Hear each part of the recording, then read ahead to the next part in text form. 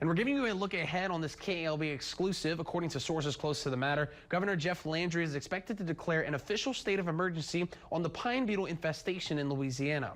On your screen right now is a first-hand look at that executive order.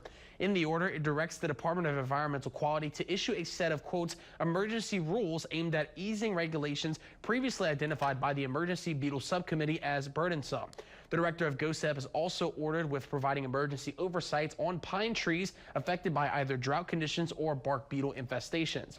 There is no concrete confirmation on when this executive order will be declared, but the Emergency Beetle Subcommittee will be hosting another hearing this upcoming Thursday. And we'll keep you posted here at KALB with the latest developments.